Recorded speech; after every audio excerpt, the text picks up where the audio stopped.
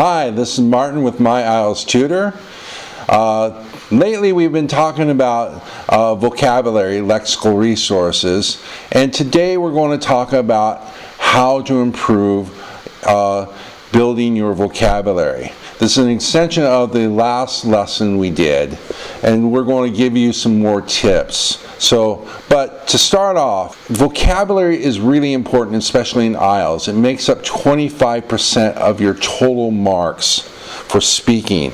Now, there's several problems with vocabulary you should know about, and you're probably making them and not aware of. First of all is you're focused on too much on memorizing words. Next is you're targeting specific vocabulary only, such as hard and difficult words, for example. Or you're not knowing which words to learn. And that's a big issue I find with students is I often get asked, what words should I learn? And so that's an interesting question. And then not knowing how to learn vocabulary is another problem. So let's go into this further. Now, using vocabulary, we have passive vocabulary. Passive vocabulary are the words that you already know. You know a lot of words already. You have them, you're aware of them, you know, for the most part, you know their meaning. The biggest problem here, and especially for speaking, is having an active vocabulary. And this is where a lot of people are having problems, is because they lack an active vocabulary. And what I mean by active vocabulary are the words that you use. And like I said, the problem here is that for the average learner of English, their active vocabulary is limited. So how can we increase your vocabulary? Let's take a look. First of all, learn collocations. Now, collocations are phrases built on specific words. So if we look at the example here, we have vocabulary.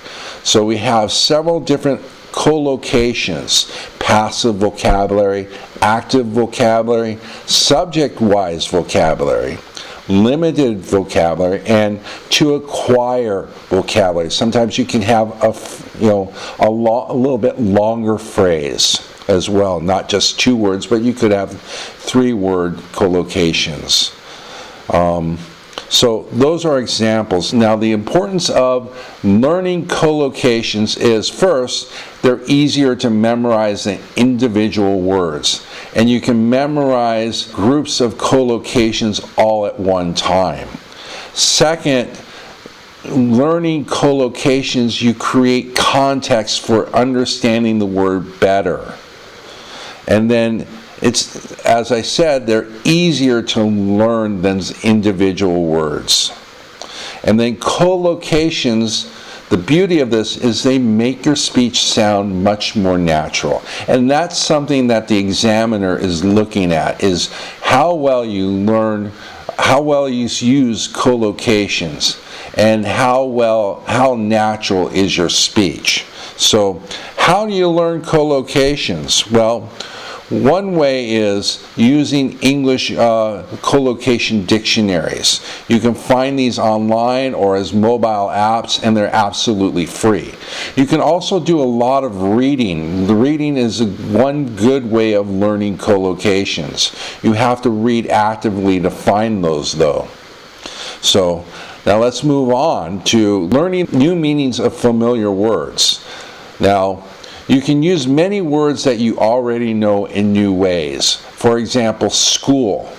If we look at these sentences, as children we attended school for basic education. She was schooled in the art of socializing. The fisherman came upon a big school of tuna. So in the first sentence, school here refers to school, the institution that we all went to when we were younger. And in the second one, schooled means taught, to be taught. And then school in the third one refers to a group of fish. So groups of fish we call schools. So now moving on, we also want to learn the different forms for each word. So the tip here is to consider the different forms of a word. The main forms are nouns, verbs, adjectives, and adverbs. So if we take the example delight, delight is a noun and means great pleasure. So they took delight in their supper. Delight as a verb means to please someone. It was an experience guaranteed to delight. And then delightful, which is an adjective, which means causing delight, causing joy, causing pleasure. The party was truly delightful, and I hope your last party was delightful.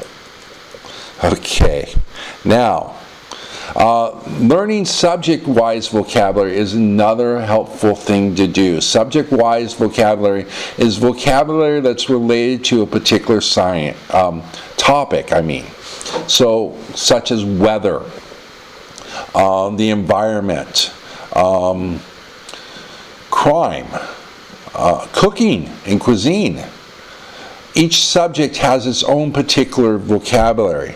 Now, here is a list of common IELTS subjects that you'll get for like general questions, for the cue card, for the follow-up questions especially. So you might have home, vocabulary around the home. So house, dwelling, abode. Those are different vocabularies for a home. Words for a home, but there's other vocabulary words for a home as well. Fashion, so dress or things like that. Food and cuisines, neighbors and neighborhoods, pets and animals, and so forth. So I really advise you to look at subject-wise vocabulary. It will help you answer a lot of the questions, especially general questions and follow-up questions. And then you want to focus on everyday words. You don't need to focus on highly technical words, okay? Just everyday common words, not the highly technical ones. IELTS is not going to expect you to know the technical words. Okay, so now to review, to improve vocabulary, learn the following. Collocations, new meanings of familiar words, the different forms of a word, and subject-wise vocabulary. If you do this and you actively work on this on a daily basis, your vocabulary is going to increase manifold. That's a beautiful vocabulary word for you, manifold, because it means increasing many times over.